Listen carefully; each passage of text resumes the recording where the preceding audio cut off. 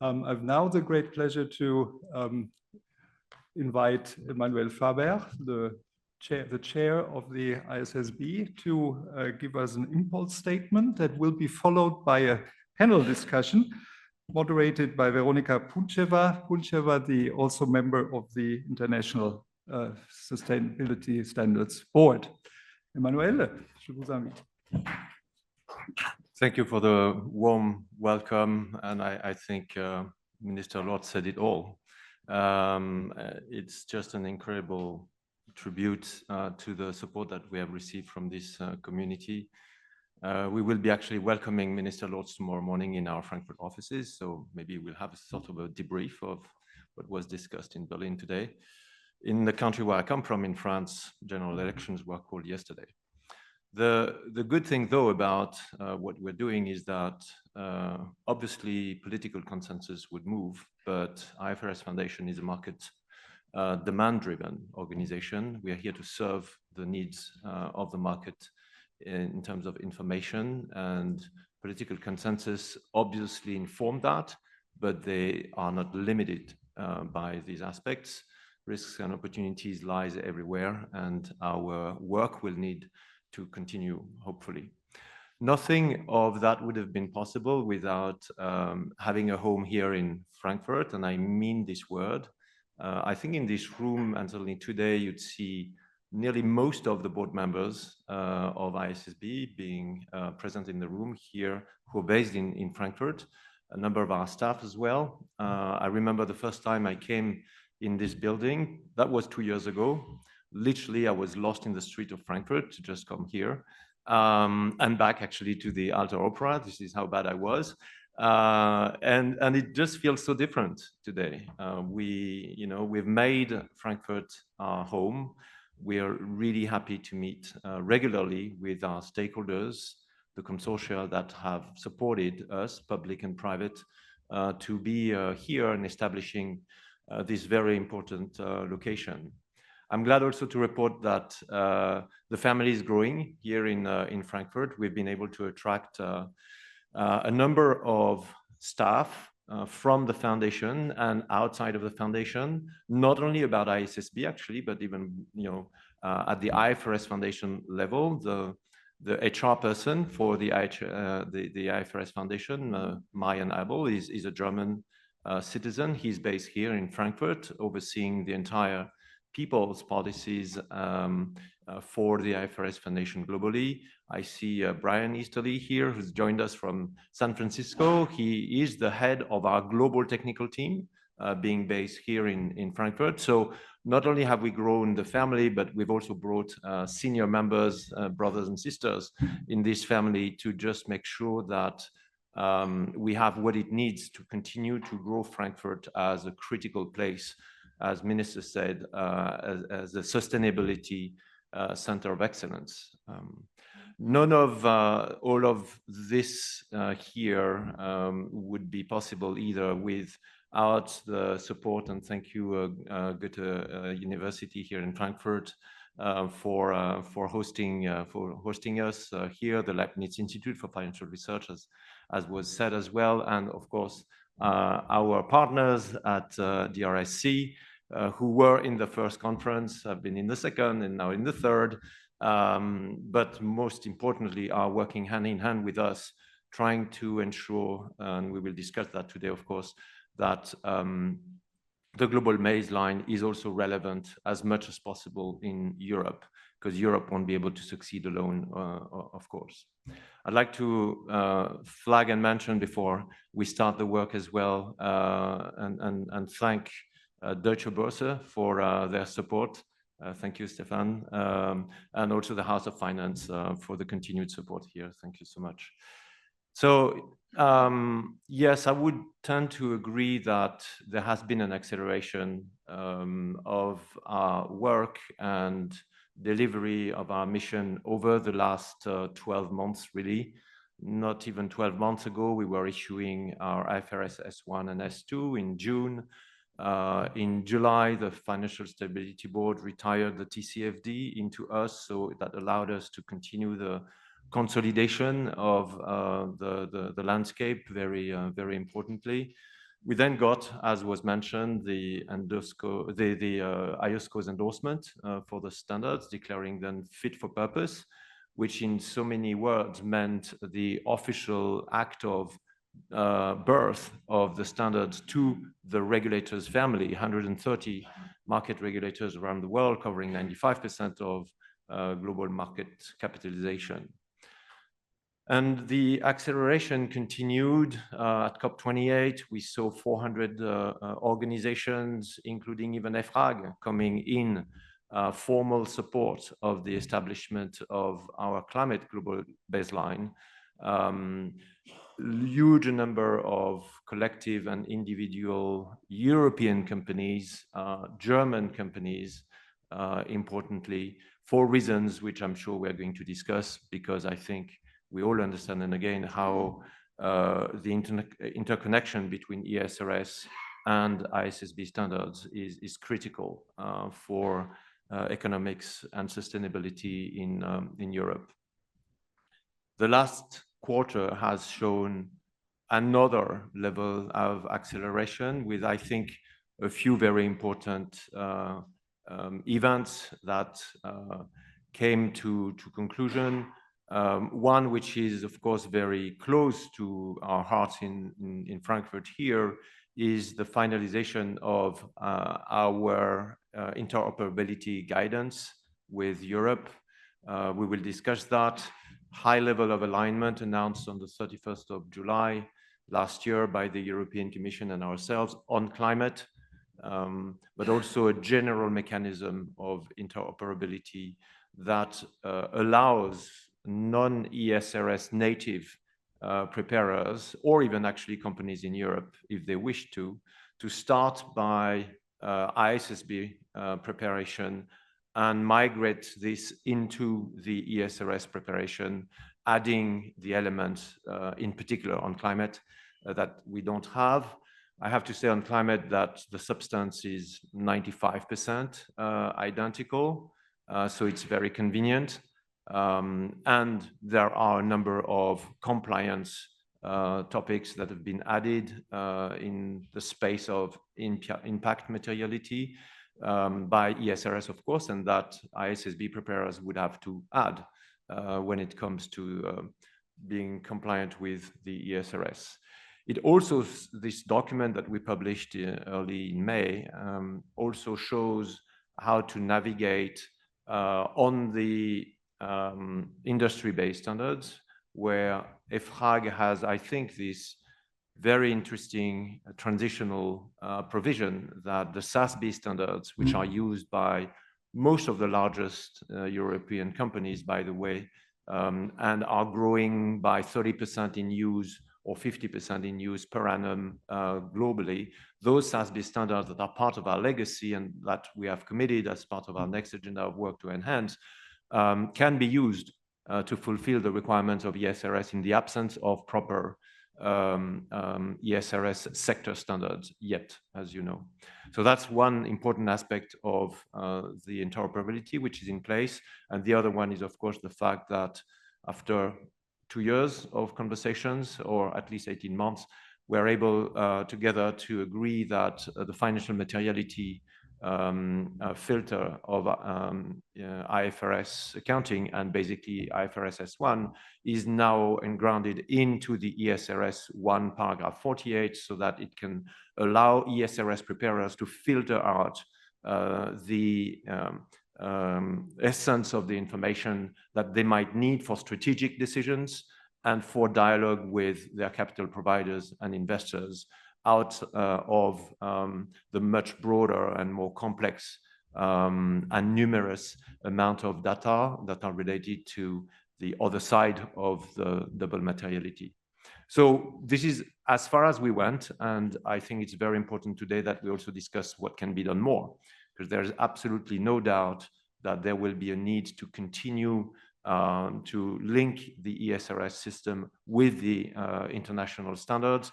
As Minister said, you know, now, and that is the second event I wanted to reflect to, is that China has joined and established 2 weeks ago on Monday their unified strategy by the Minister of Finance for corporate standard reporting on sustainability in China that are based on ISSB standards and will show unique characteristics, Chinese characteristics, probably adding from the baseline as we've recommended from day one. This is not, the baseline is a baseline. It's not a limitation or it's not a ceiling, but it's essential, as you know, that the baseline not be impaired or obscured by information that would be mixed in the middle of that. Otherwise, that's not a baseline anymore, and investors won't have the comparability that they need, and there will be many dual, multiple reportings by companies. So China coming in, and a cohort of about 20 countries, 20 plus countries, very interestingly, not only G7 countries, not only G20 countries, but spanning from Japan to Sri Lanka and from Canada to Nigeria and from Costa Rica to the UK. This is the diversity of countries that have committed to a journey of adoption. At this stage, let me say that none of those are looking at carve-outs, significant carve-outs on our S2 standards. Some minority are looking at partial incorporation overall, but the vast majority of those 20 countries are looking at a full alignment. They are seeking that full alignment. Are they going to get there? I don't know, but that's what they have committed to. That's what they have started the journey on, including on consultation. And a huge part of our work will be to ensure that they go till the end of the journey, because only then we know that the baseline is indeed established. And those that are seeking this full alignment, and I include Europe into this because of the interoperability agreement, which is a condition to that particular characterization of European standards as being fully adopting the baseline. These are accounting for about 50% of the GDP, the ones that are looking at full alignment.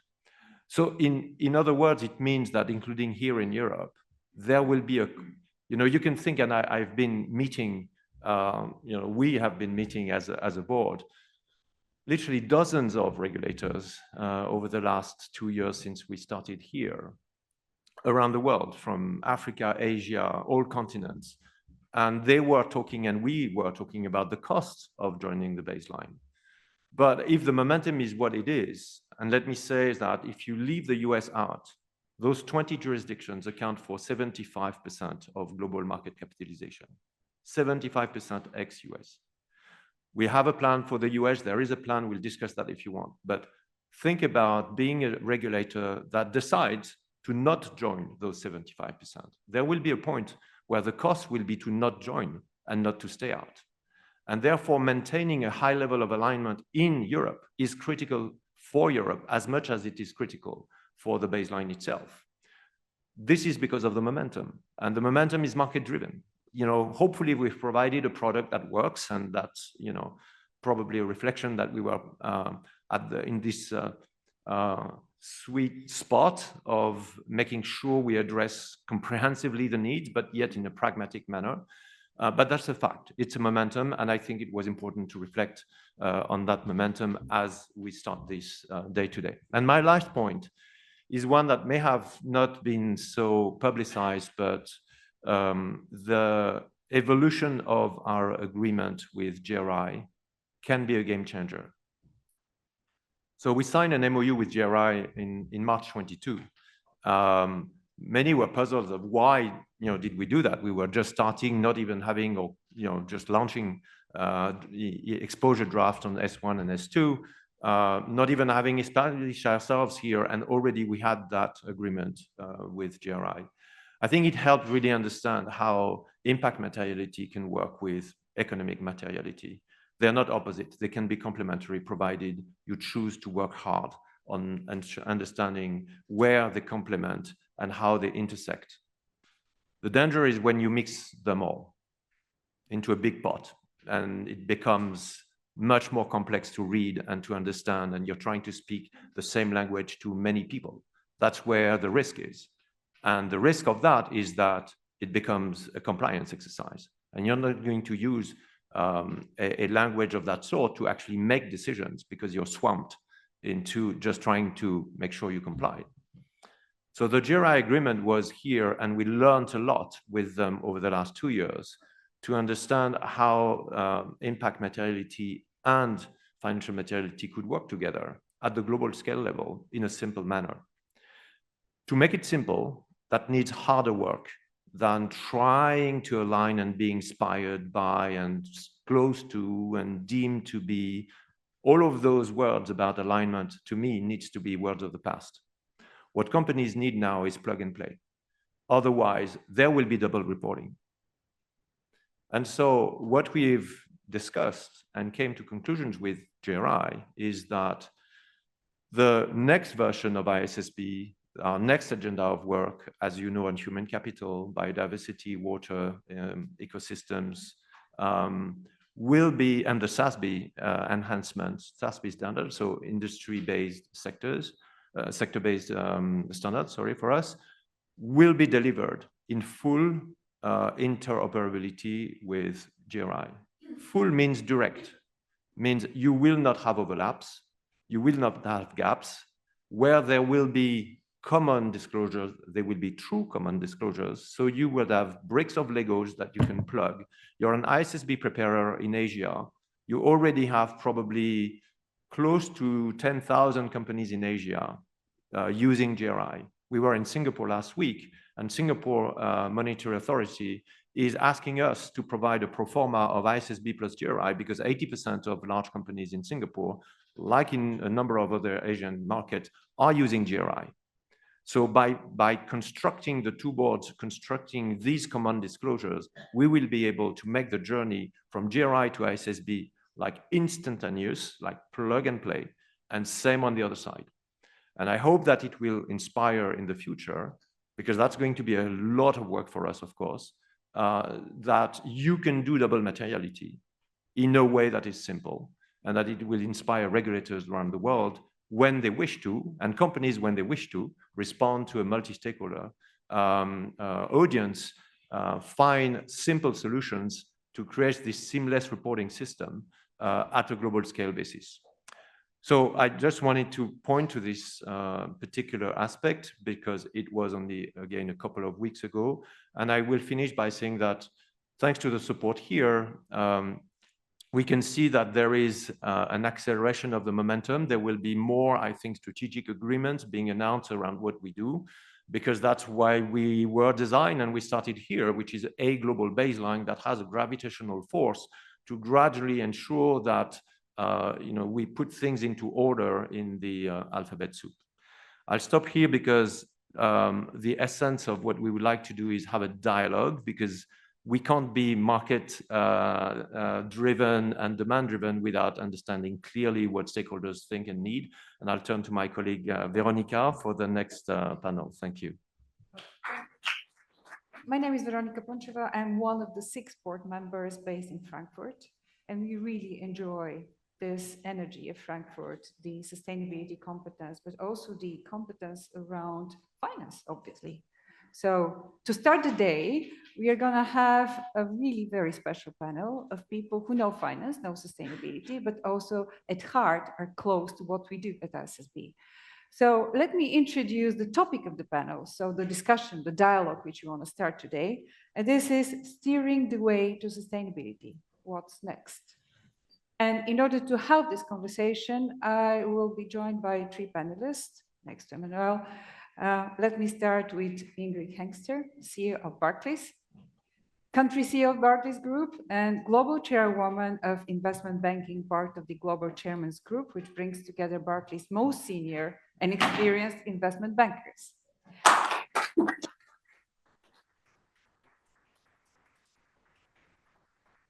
Well, I'm afraid that's just the beginning about Ingrid, because she comes with more than 30 years rich experience in investment banking, from Österreichische Kontrollbank through Commerzbank, where she was head of industry, oil, gas, and energy banking, followed by roles at UBS, Credit Suisse, ABN AMRO, in 2005 as country executive for Germany and head of global clients for Germany and Austria, followed by key integration and management role of the DAX banking business at RBS and CEO of RBS Germany. And not least, she has been a member of the Kreditanstalt für Wiederaufbau Banking Group Executive Board since 2014, in the very special moment also where COVID funds were about to be distributed, and she did that with brilliance. So thank you, Ingrid, for joining us. My next partner in crime is Stephan Leithner. I don't think that he needs a lot of introduction as the rest of the people here, but still I will do, because Stephan was recently appointed by the supervisory board of the Deutsche Börse AG to take the CEO role as of October 1st this year. Stephan.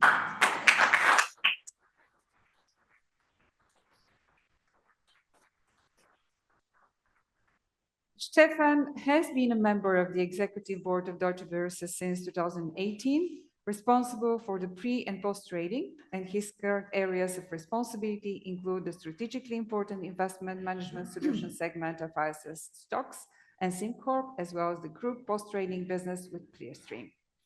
Stephan is a proven and recognized expert in the capital markets. He knows the global exchange landscape, understands the needs of the surrounding ecosystem and its role as key catalyst in light of the growing importance of sustainability for financial market. Stephan, welcome. Thank you. So I'm afraid I'm going to start with you, because we are in the aftermath of the European elections, and I'm pretty sure that we will not avoid the conversations about the political implications of everything we do. But my first question to you is, as an incoming CEO, as someone who will try to connect the dots with regard to sustainability and ISSB and other standards. And we know at ISSB, we tend to become very quickly technical as a standard setter. What concrete outcomes are you envisaging? How do you see the prospects of these standards? Well, first of all, Veronika, thank you very much for the kind invitation, Emmanuel, to you. A lot has been said about the progress. I recall vividly the event that we had exactly a year ago at the bell ringing. And I know the special thing around the stock exchange building in our floor here in Frankfurt, it releases emotions. And emotion is an important part of a journey like the one that you are endeavoring, because as you described, it needs a lot of endorsement, it needs a lot of stakeholder work. And that's where we are excited to be supporting the ISSB, but that's where, as I go back, that event as a launch in a way has been an important part. Let me turn to your question around, the expectations and what is there. I think the most important opening point, if I look at it from a Deutsche Börse perspective, is the point, Emmanuel, that you very much stressed, which is this needs to be market-driven. This needs to be demand-driven. This can't be singularly consensus and stakeholder-driven in a broader sense. So I think that underlying connotation on the importance of driving a standard setting and the standard frame that is on the one hand side clearly market-driven, and on the other side is really working hard to have the broad endorsement of stakeholders across the world, because again, capital markets are a global business. It's a global market, and that's what you have been very much focused on. So I believe that that basic mindset and keeping that mindset and strengthening that mindset is very, very important, because in parallel to that, between the two elements, market-driven and consensus and stakeholder anchored, is what will become more challenging as we go forward. Well, there's no question on that. And I think it's therefore very, very important to have the type of events like we have here today that really bring together both sides. That's the biggest expectation we have. And I think the expectation on transparency that you are working very hard on limiting also the compliance, the mechanical compliance burden, I think from a CEO perspective is very important. And let me emphasize that this is not only on the positive side of understanding sustainability and transformation journeys, but also giving more confidence. I mean, the greenwashing risks that we have seen materialize are partly driven by intent over ambitious marketing, but they're also driven by a lack of clarity of standards. And I think therefore, that homogeneously, that common standard is so important to manage the risks of greenwashing, because we see a reversal of developments. People have been very buoyant, and now they are purely risk focused. So the risk is driven by lack of clear standards. That's why your work on a common and a clear standard is so important. So that's a long opening to what you were looking for. But again, we are very excited to support this. I think we as Deutsche Börse Group are excited to support the event today. But more important, this is a long-term commitment. So there's no question. This is deeply anchored in our strategy and will continue for the years to come. Thank you, Stephan. Emmanuel, apart from being an ISSB chair, you come also from the long experience of a leader of the industry. How do you see the outcome of our standards? What do you think is going to happen in a couple of years from now? Thank you, Veronika. Is that working? Yeah. It is? Yeah. Okay, good. Thank you. Yeah, it's better. Thank you. Well, I probably did a few things before coming to Frankfurt 2 years ago and something ago to start it all with you. My experience as a CFO, as a CEO, as a chair of a board, is that sustainability is nothing different than just business. It's not a matter of corporate social responsibility. It's just sound business decision making with horizons that are different from what accounting gives us to grasp. Time horizons and space horizons, value chains, the risks and the opportunities that are there. And I think that, and what I got convinced about the IFRS Foundation's announcement at COP26 in Glasgow, was the fact that it was going to be a board sitting next to the IASB, and we were going to be able to import all the materials that had been developed in terms of accounting language and then apply them to the sustainability space so that we would finally make sense from a financial standpoint, from a strategic standpoint of all these informations. So I think the vision for the next 2 to 3 years is the one that is on one of these panels here: better information for better decisions. That's what the IFRS Foundation is about. And on sustainability, this is really our part to ensure that there are better information to make better decisions. So what I'm looking at is, as soon as a tipping point will be reached in the journey of those jurisdictions, Turkey has said 24, Brazil said authorized use of ISSB standards in 24 for listed companies, 25 for private companies, 26 mandatory for everyone. Japan said March 25 mandatory application, gradual mandatory application. Many others are on that journey. Plus the fact that companies can use them voluntarily as a passport to travel from one jurisdiction to another, including, by the way, in the US, where the SEC rule on climate has made a very clear reference to our work. Of course, they don't have scope 3, okay. But that doesn't mean that a company cannot actually add the scope 3 that we have and plug and play with that one way or the other, in particular when they want to prepare for the ESRS from the US.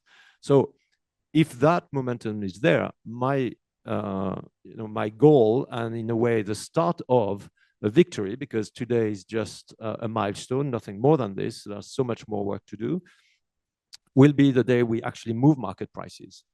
The day, to Stephan's point, the day you have said that you are going to decarbonize for good reason, not to save the planet, I'm sorry, maybe it will help, and I hope it would, but to save your business because you have a big transition risk in a scope 3, or because you won't have water somewhere for your agriculture anymore. And the day you announce that you're late on that, compared to the expectation you've created, your stock price will go down, because it won't be just a declaration somewhere and you're losing 1 star in any particular rating. It's actually because it's embedded in your risk committee and your risk mapping and how you address those risks, the investments you need to make.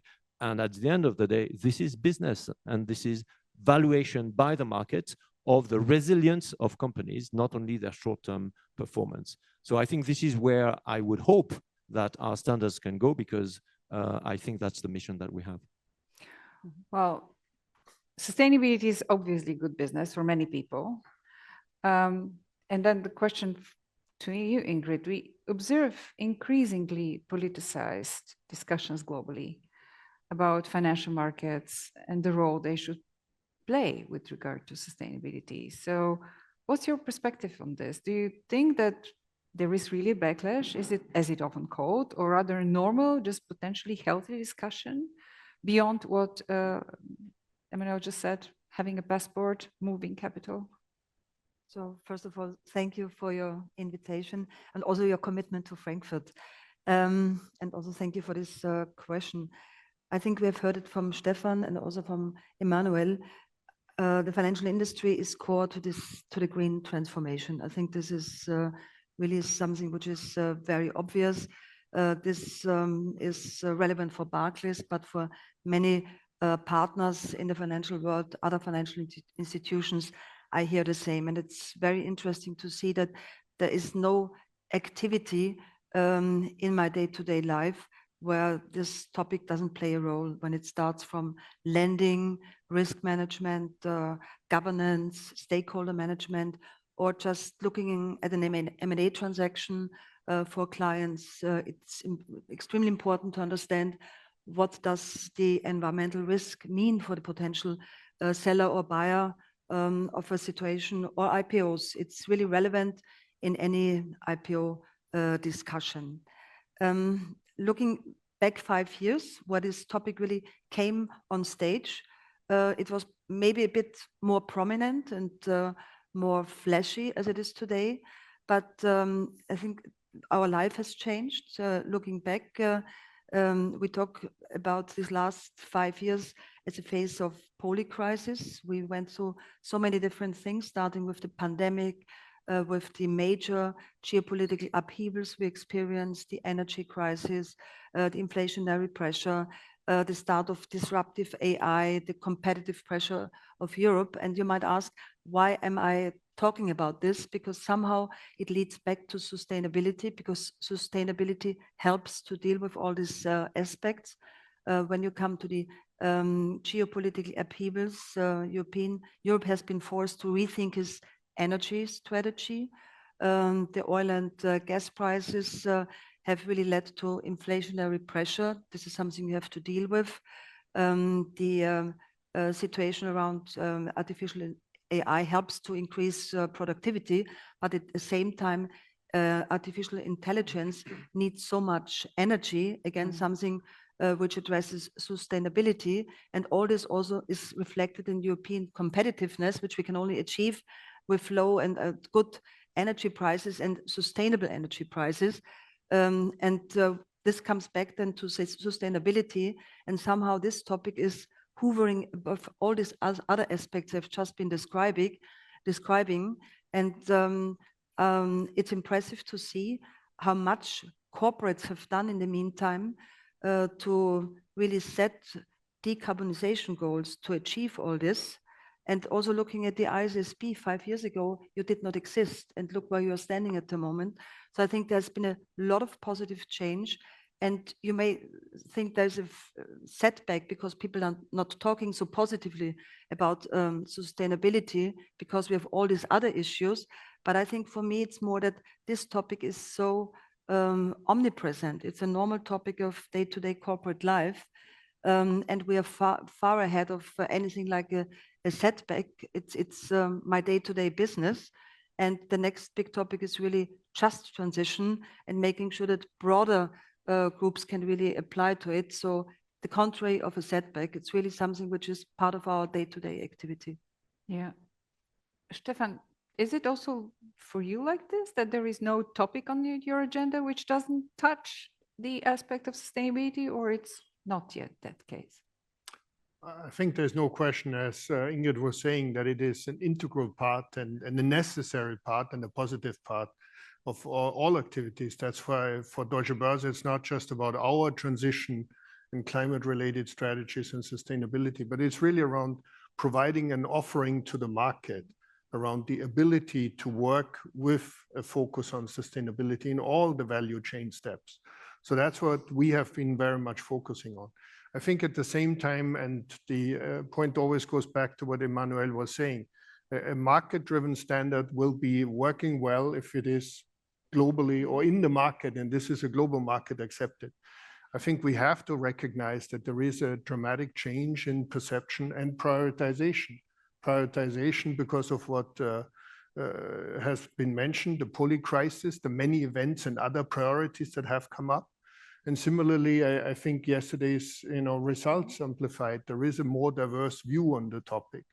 That's why I truly believe it is very, very important to stay very clear on the ISSB's mission. That is a market-driven reporting standard, and at the same time, create as little bureaucracy around it as is possible. That mental focus, also from a topic perspective.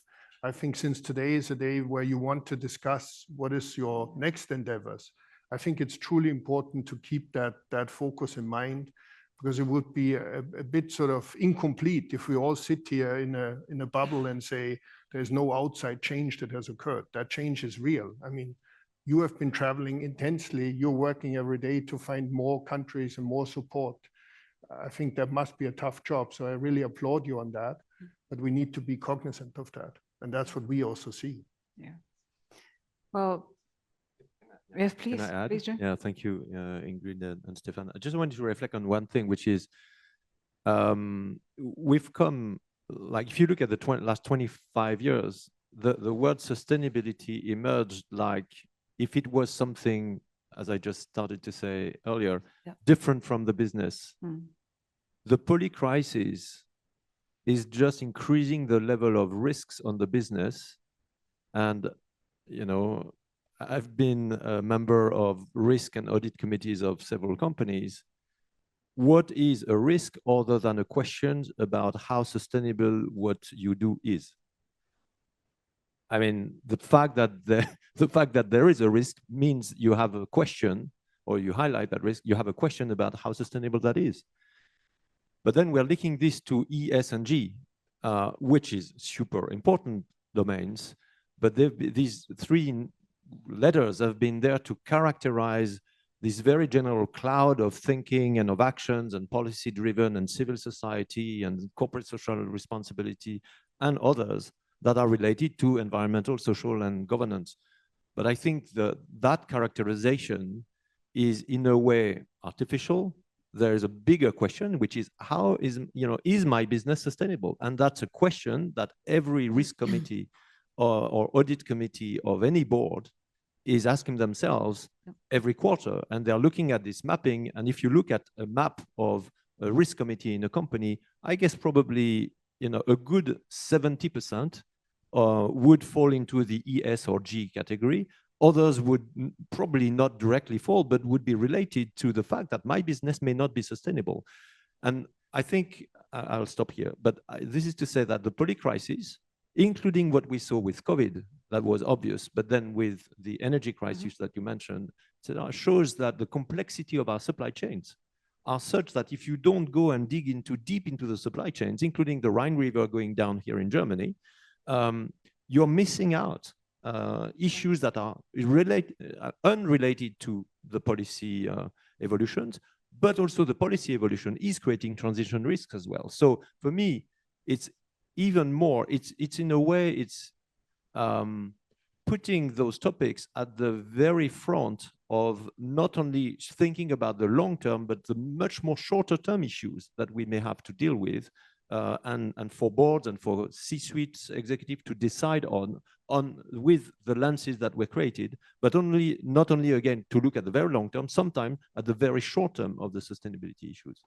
Yeah, as you have the microphone, and I think we don't even need to believe anymore, I think, in climate change. We just need to observe what's happening around, and there is plenty of evidence that it affects business. And climate has been focused on our first two standards. What comes next? What after climate? Well, thank you, Veronika. Yeah, we were told by the market that it should be climate first, but not climate only. So now that climate has been in place for a year, it's time for us, we started a year ago, to ask the market, what does the market want from us? And we redeliberated for the last 12 months, not 12, but 6, sorry, and came to the conclusion that we would first continue to ensure the appropriate application implementation of IFRS S1 and S2. This is critical. That's the journey of 20 countries, hopefully thousands of companies. That's hard work, and we absolutely need to do this. This is the foundation. The second is we will enhance the SASB standards. They are the only set of truly global 10-year experience, market evidence of sector standards in the world. And sector standards continue to be regarded by investors as very decision useful and by companies as very cost effective to prepare, because you only have probably 10, 15 particular items that you have to flag to your investors for your investor to be able to compare Nestlé, Danone, and Unilever in my former job. So that's the first thing we do. And equally important in terms of resources, we would start research, as I mentioned before, on biodiversity, ecosystems, and ecosystemic services that will include water, deforestation issues, biodiversity, proper issues, and they are connected to climate, as we already said more than a year ago when we started to work on an educational material about how these intersect with the climate standards already. So this is just to say to anyone, if you have a climate risk, a water risk somewhere, that may well be reported or have to be reported as part of climate if you think that this is because it is related to a climate issue. And the last and second aspect of our research will be on human capital, including supply chains, value chains, and including the human rights aspects of human capital, workforce in particular. Lastly, we will keep some resources to ensure that we can always accommodate for the needs of our sister board, IASB, for joint work or supporting them in their journey. And finally, as I just explained for GRI, and that will be with others as well, just continuing to always have interoperability at the core of everything we do so that we continue to simplify, hopefully, market participants' lives. Ingrid, I think you wanted to add on? Yeah, listening to you, I think it's very important to start with all this research in the broader context. At the same time, looking at my practical experience, I think it makes a lot of sense to focus now very strongly on climate first, because whilst it's so relevant for all of us and part of our daily activity, we're still relatively early in our journey. And I think from my end, the focus has to be on usability and practicability, in particular for SMEs and developing countries. When I speak to SMEs and also larger companies, there is still a lot of complaint about the complexity, the different standards, not knowing how to really make it happen. And it's a question of costs, it's a question of workforce, a question of time, and we don't want to risk to lose them. So let's make sure first that this is really addressed by making sure that more and more jurisdictions apply to the same standards, and ISSB is really the best possible way to go there. And then at a later point of time, one should start thinking how to deal with biodiversity, water supply, or social rights. I'm sure that's important, but from my interaction with corporates, and I think it's also a bit of the reflection of the public mood, let's make sure that we fix something first and then we move on. But at the same time, of course, it's important that you collect the data, that you do the research, because then it's an easier start at a later point of time. But we should make sure that we do not overwhelm the public, but also the corporate world. Well, I cannot avoid to comment that part of our understanding in our process of work is that proportionality mechanisms are important, that they're on place, that they're well understood, that people are able to deal with that without undue cost and efforts in their work. But what you mentioned also in important topics of jurisdictions, making sure that jurisdictions are using the ISSB standards, and this is a big part of our work here. And that's my question to all of you. It's great to see encouraging moves. It's great to see that there is the overall sustainability finance regulations coming together.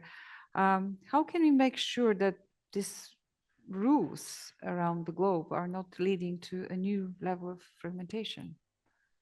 If I pick it up, I mean, let's rephrase, you put it very politely as a question, or it has led to more fragmentation. I mean, we have gone through an enormous wave of refragmentation on ESG that has been accentuated by an emotional backslash over the greenwashing concerns that have increased the uncertainty of markets. That's why, you know, the sequencing, Emmanuel, and I take what you said as a true priorities of your work. And the first of that is to really bed down what you have started. And I think it's so exciting to see the momentum and the progress. But let's be, and I was very, you know, interested to hear your connection with the European context. But clearly, you know, Europe has been running on a different journey than the rest of the world. And from a market perspective, we need to realign and make sure that that connects becomes really very, very tangible and specific, because we need to be realistic. I mean, we have put in place European requirements that affect global securities. So that means every global issuer that has a security traded on a European marketplace would have to require to comply with European standards. I mean, we talk a lot around capital markets union, and the question, will global relevance of European capital markets be ensured? If those reporting standards, if those compliance standards of Europe by far exceed what you define and what you come back with as global standards, then I think the European capital market, just as a matter of fact, is less attractive. Let's be not naive on that. So that's why I think really what Emmanuel was saying as a sequencing is so important. Europe needs, you are such an important feedback mechanism into Europe to make sure that Europe is traveling on a journey that keeps it globally relevant, because otherwise we may end being a niche. We believe we are the most important market. Mm-hmm. We are a very important market, but unfortunately we're not a very important capital market. Mm. And that's why I think the funding and the financing will occur in other places if we put in a perspective that is wrong. Yeah, thank you for that. Other views on this lovely topic? Yeah, if I may add to that, I think, Stephan, you made it clear this is a journey, and we're in the beginning of this journey. I take a lot of optimism from the fact, I think you made it in your opening remark, that 50% of global GDP has already aligned itself to ISSB or is inclined to do it. I think that's a big achievement in 2-3 years. One should not underestimate that. And this 50%, again, I think responsible for 50% of the global greenhouse gas emissions. So we're already catching a major part of it. I think it's really impressive to see that the African Development Bank has also announced that they will sign up to the same standards. That's really a huge progress. I think the US, the SEC is also preparing something, and I'm sure in this process there will be an alignment or comparison between their standards and the ISSB. So I think we are traveling in the right direction. And preparing for this discussion this morning, I was thinking about something which some colleagues here and people here in the room might remember. When you look at UK GAAP profit calculation and US GAAP profit calculation, maybe some years ago or decades ago, it was different, leading to different results. And it has taken unified standards to really get away with it. But it has taken us 20-30 years to come up with a unified standard. So again, this leads me back to my first comment. This is a journey. We shouldn't lose our target out of sight, but it's a journey, and we have to make sure that as many as possible join us as quickly as possible on this journey, but we also have to be patient. Patient or pace? So how are we going to balance that? Yeah, that's a real good question. One for our board, I guess, that we will discuss this week. I think it's exactly the balance of both. Mm-hmm. to your point, Ingrid, about good progress with 50% of GDP in 2 to 3 years. 2 years ago, the ISSB had not even met for the first time. Our first board meeting was in July in Frankfurt, 2022. We were 8, not even 14 yet. I wouldn't have bet myself, not a cent, on the fact that we would be coming back here, with everyone and sharing what was shared at AOSCO's meeting a couple of weeks ago, more than 50% of global, GDP. I wouldn't say so. I think what you said, Ingrid, about them is important. Some have already committed and it's done decisions. It's going to happen. Others have committed to that journey, but that journey is not there. But the fact that they have locked a target on that North Star is incredibly powerful, because it gives an indication of the journey, and it's creating the gravitational force of what we are doing. I do believe that it's unbelievable that it happened that way. Yeah. And it's not because of us, other than probably that we found, as I said, the sweet spot of the market demand and where it was in terms of making sure we have a strategic tool. It's not a tool for compliance. It's a tool that is obsessively about decision-making. All the rest may be good, but it's on top of that. It's not in that language. And to the point that was made about the need of simplifying and ensuring that we have this proportionality, I'm in a way even more excited to have in the 20 plus first cohort of jurisdictions beyond the G20, countries like Sri Lanka, Bangladesh, Nigeria, Kenya, Costa Rica, Bolivia.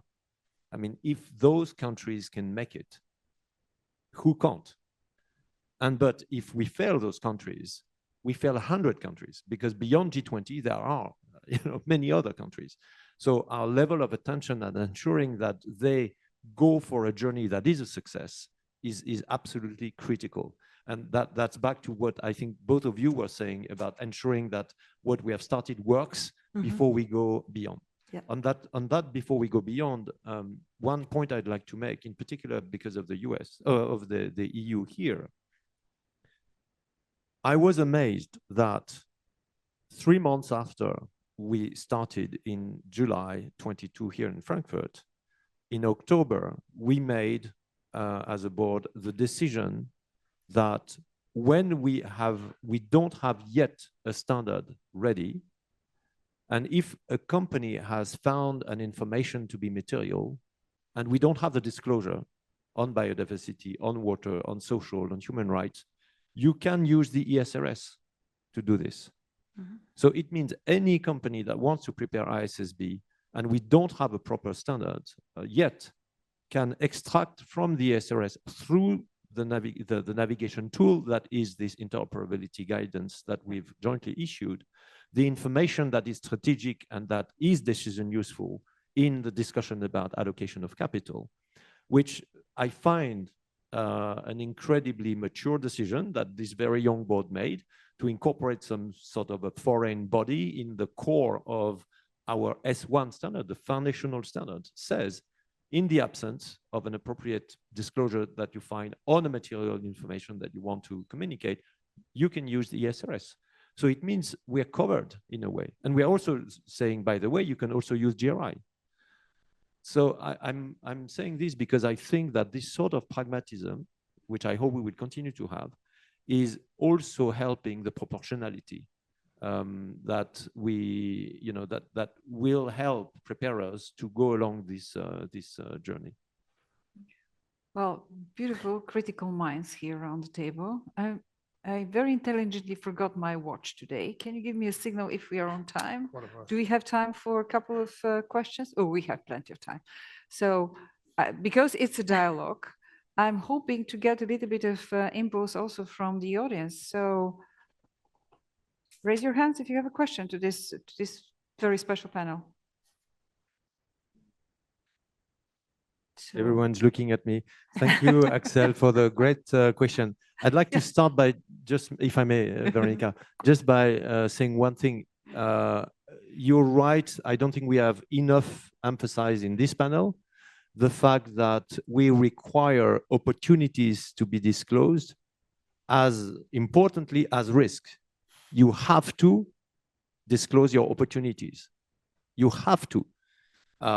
Which is interesting because we even had to go to a particular exemption waiver if by disclosing an opportunity, you might actually lose the substance of it because it becomes available to competition if you disclose it, and this notion of confidentiality.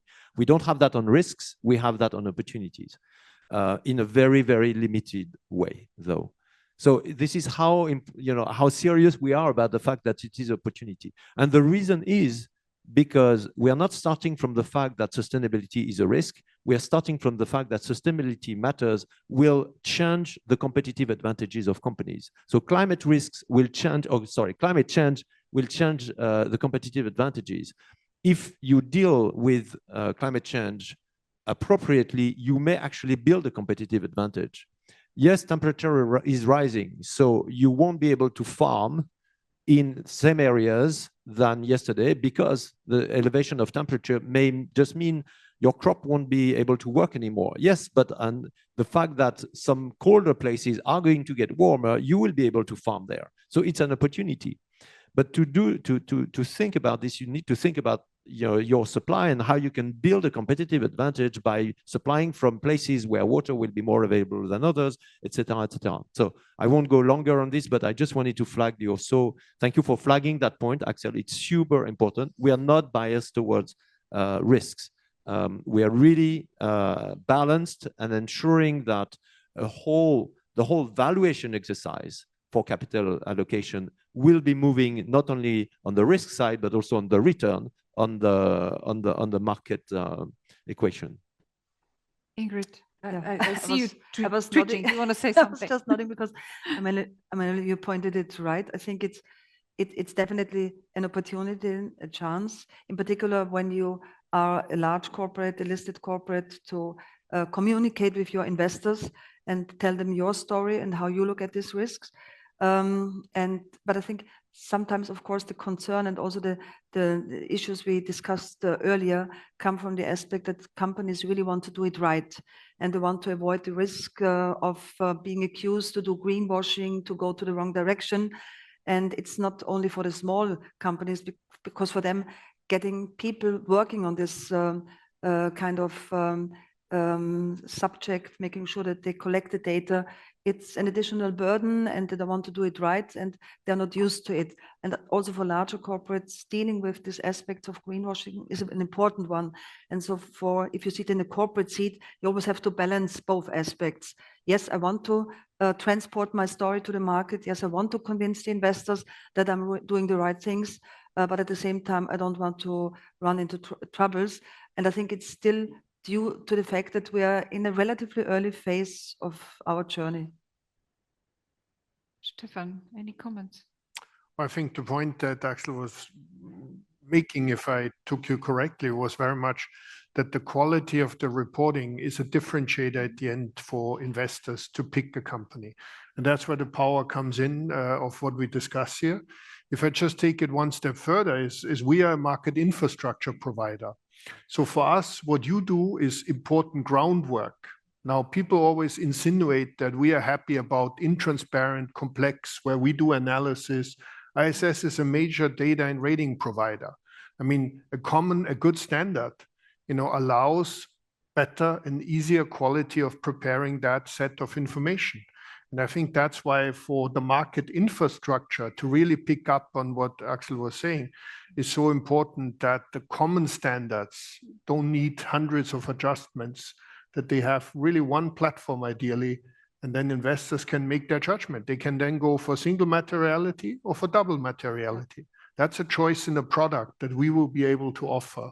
But the baseline is a common standard that you provide. There's a question. I see another question coming. Anna from Bastian Goethe University. Thanks very much for these inspiring comments and contributions. I have a question related to what Ingrid Hengster was saying about getting one thing in place with the climate and then continue with everything else. We know that especially related to ESG, there are trade-offs between the different aspects. So sitting next to Katrin Böhling-Gese, biodiversity will probably be a trade-off with climate or with water and with social aspects, whatever. Now, history shows that once accounting standards are in place, they are hardly changed, and that's for good reasons, because companies set up all the infrastructure to collect the data and to report it. How are you going to deal with these interdependencies coming up once the standards in climate are established and the other things come up and there will potential trade-offs with biodiversity, water, social, whatever? Well, I think that's a logical question to Emmanuel, but before he answers, I might say as a ISSB board member that we are not yet on the level of standard setting with regard to biodiversity, ecosystem, ecoservices, and human capital.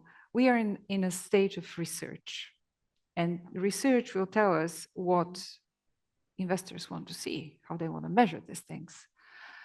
And I'll turn now to Emmanuel to give you a deeper answer to that, because I'm pretty sure that he'll be able to. So how do you see the connection? How are we going to trade off? And indeed, natural and social capital, they often balance each other in a way which is not always easy to follow through. Yeah, I could only echo what Veronika has just said, which is that we start this research because we realize that everything is interconnected. That's even the sense of integrated thinking to start with, which we have put at the core of S1, as we discussed last year in this building for the conference. And because of this integration, we feel we need to go to the market to consult about those links together. And from those links, we will decide on whether there will be standards and when, et cetera, et cetera. The one thing, though, that I would say is because we believe everything is integrated, IFRS S1 already requires that you report on all sustainability risks and opportunities. And it happens that we have a specific thematic standards on climate, but we are also requiring that you report on industry-specific disclosures. And by the way, you shall consider the use of SASB standards. And SASB standards, you will find, depending on industries, social issues, human rights issues, biodiversity, water issues, and many others.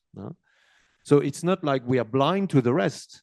We are even saying that a company won't be able to assert compliance with assurance by their auditors to ISSB standards without looking at all the risks and opportunities.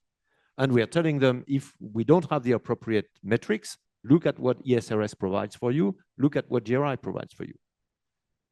And again, that's back to being able to provide investors, in our case, that's really investor material information, with the most strategic topics that the company is able to address in the sustainability area without waiting for us to be developing our own set of particular disclosures on those topics. But if I may just pick up, Emmanuel, and reiterate the importance of the message you are making, which is that educational journey of people understanding S1 fully is so much more important, if I may say that, because there's so many powerful topics that you raise in your S1. The entire theme around the quality of scenario planning and stuff like that is so powerful that I think one of the big risks on the other side is the more specialized sub-elements you issue, the more people will say, oh, I took care of it because I complied with the sub-issue. It's always coming back, this is very strategic conversation for investors and for the companies. And the investor side, it needs to have that sentiment that it stays a comprehensive perspective, as you say, and that's embedded in S1. Yeah. Well, I think we gave you a little bit of content, some food for thought. So pace or patience, fragmentation, where to go, how to start with climate. And I would like to thank to Ingrid, Stephan, and Emmanuel, and please join me in thanking this panel and continue this conversation during the day. Thank you. Thank you. Well done. Yeah, I would like to